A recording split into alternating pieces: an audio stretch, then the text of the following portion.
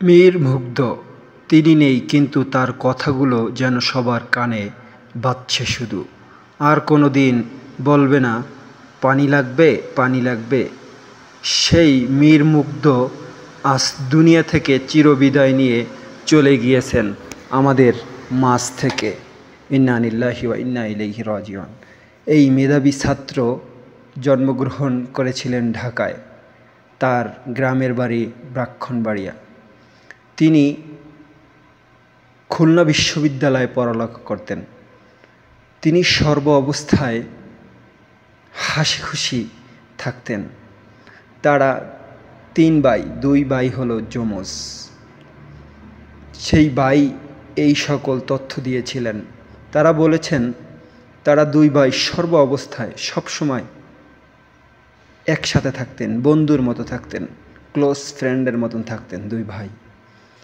এই ভাইটি মেধাবী এবং একজন সফল ফ্রিল্যান্সিং ছিলেন।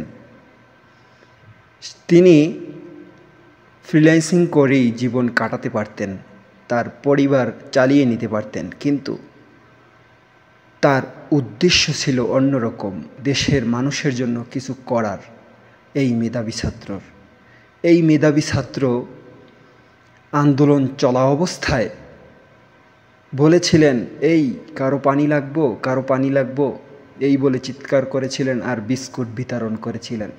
তার কাছ থেকে হাজারো মানুষ, হাজারো ছাত্ররা পানি পান করেছিলেন, বিস্কুট খেয়েছিলেন, জীবন বাঁচিয়েছিলেন। কিন্তু কে জানতো এই হাসি মুখটি 15 মিনিট পরে আর দুনিয়ায় থাকবে না। হঠাৎ করে একটি ঝড় এসে পুলিশের গুলিতে দুনিয়া ত্যাগ করেন। ইন্না লিল্লাহি ওয়া ইন্না ইলাইহি রাজিউন। এই মেধাবী ছাত্র শুধু মেধাবী ছাত্রই নয়, আমাদের বাংলাদেশের একজন গৌরব ছিলেন। তিনি কয়েক জায়গায় অ্যাওয়ার্ডও পেয়েছিলেন। আল্লাহ তাআলা এই ভাইটির পরিবার পরিজনদেরকে সকলকে যেন ধৈর্য ধারণ করার তৌফিক দান করেন এবং জুলুমকারীদেরকে আল্লাহ তাআলা যেন ব্যবস্থা করেন। এই দোয়াই আমরা সর্ব অবস্থায় করব। আল্লাহ তাআলা ভাইটিকে শহীদি মর্যাদা, শহীদি তামান্না দান করুক। আমিন।